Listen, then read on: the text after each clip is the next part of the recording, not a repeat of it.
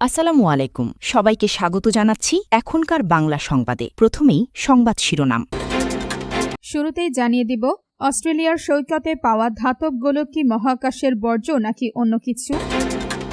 এরপর জানিয়ে দিব, যুক্তরাষ্ট্রের কোনো ইতিহাস সভ্যতার সম্মান নেই, ইরান। তারপর জানিয়ে দিব, বারুইপুর কাণ্ডে মোমবাতি মিছিল, নিরাপত্তা বাহিনীর বাধার মুখেও এগোলেন মমতা। সবশেষে জানিয়ে দিব, ভারত নামের ছোট একটি দেশ ইসরায়েলের বড় ভক্ত, নেতানিয়াহু। এতক্ষণ শুনছিলেন সংবাদ শিরোনাম, এখন বিস্তারিত। তার আগে আপনি যদি ইরানের পক্ষে থাকেন তাহলে ভিডিওটি লাইক করে চ্যানেলটি সাবস্ক্রাইব করে কমেন্টে লিখুন স্ট্যান্ড উইথ ইরান। অস্ট্রেলিয়ার সৈকতে পাওয়া ধাতব গোলক কি মহাকাশের বর্জ্য নাকি অন্য কিছু। অস্ট্রেলিয়ার উত্তর কুইন্সল্যান্ডের একটি সমুদ্র সৈকতে হঠাৎ ভেসে এসেছে 6টি রহস্যময় বিশাল ধাতব গোলক।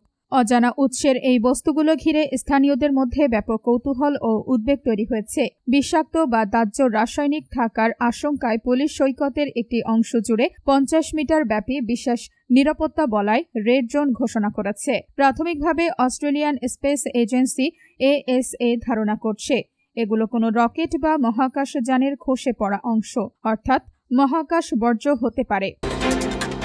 যুক্তরাষ্ট্রের কোনো ইতিহাস সভ্যতার সম্মান নেই, ইরান। সাবেক সর্বোচ্চ নেতা আয়াতুল্লাহ আলী খামেনির জানাজায় উপস্থিত ইরানের শীর্ষ নেতৃত্বকে এক আঘাতেই খতম করার মার্কিন প্রেসিডেন্ট ডোনাল্ড ট্রাম্পের মন্তব্যের তীব্র নিন্দা ও কড়া জবাব দিয়েছে ইরান। তেহরানের পক্ষ থেকে বলা হয়েছে, যুক্তরাষ্ট্র মানুষ হত্যা করতে পারলেও আদর্শকে মুছে ফেলতে পারে না। একই সঙ্গে যুক্তরাষ্ট্রের সাংস্কৃতিক ইতিহাসকে কটাক্ষ করে ইরান বলেছে, দেশটির কোনো সভ্যতা বা সম্মান নেই। সম্প্রতি মার্কিন সংবাদ মাধ্যম এক্সিওসকে দেওয়া এক সাক্ষাৎকারে ট্রাম্প আয়াতুল্লাহ আলী খামেনির জানাজায় হাজার হাজার মানুষের উপস্থিতি নিয়ে বিস্ময় প্রকাশ করেন। ট্রাম্প মন্তব্য করেন, আমি ভেবেছিলাম মানুষ খামেনিকে ঘৃণা করে, হয়তো এগুলো তাদের ভুয়ো কান্না। এর পরপরই তিনি দাবি করেন, শোক প্রকাশ করতে জড়ো হওয়া ইরানের বাকি শীর্ষ নেতৃত্বকে এক আঘাতেই নির্মূল করার সক্ষমতা যুক্তরাষ্ট্রের রয়েছে। ট্রাম্পের ভাষায়, তারা সবাই সেখানে উপস্থিত আছে, মাত্র একটি আঘাতেই আমরা তাদের সবাইকে খতম করে দিতে পারি।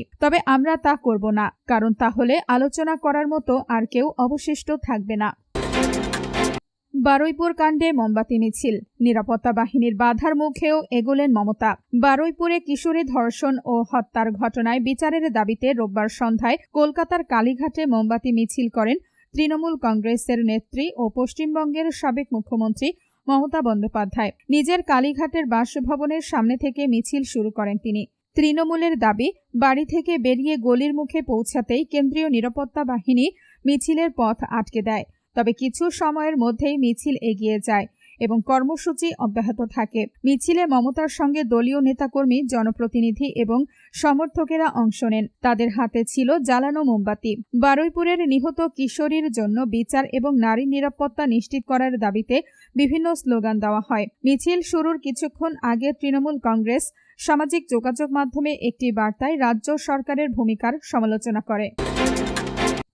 ভারত নামের ছোট একটি দেশ ইসরায়েলের বড় ভক্ত, নেতানিয়াহু। যুক্তরাষ্ট্রই ইসরায়েলের একমাত্র শক্তিশালী মিত্র। মার্কিন ভাইস প্রেসিডেন্ট জেডি ভ্যান্সের এমন বক্তব্যের তীব্র বিরোধিতা করেছেন ইসরায়েলি প্রধানমন্ত্রী বেনিয়ামিন নেতানিয়াহু। ভারতের প্রবল সমর্থনের কথা উল্লেখ করে তিনি স্পষ্ট জানিয়ে দিয়েছেন, বিশ্বে ইসরায়েলের আরও অনেক বন্ধু রয়েছে এবং ভারতের 140 কোটি মানুষের কাছ থেকে তারা অভাবনীয় সমর্থন পাচ্ছেন। সম্প্রতি মার্কিন সংবাদ মাধ্যম ফক্স নিউজকে দেওয়া এক সাক্ষাৎকারে বেনিয়ামিন নেতানিয়াহু এই মন্তব্য করেন। গাজা, ইরান ও লেবাননে ইসরায়েলি সামরিক অভিযানের কারণে বিশ্বজুড়ে তীব্র সমালোচনার মুখে থাকা এই নেতা ভারতের অবস্থানকে বড় ঢাল হিসেবে ব্যবহার করেছেন।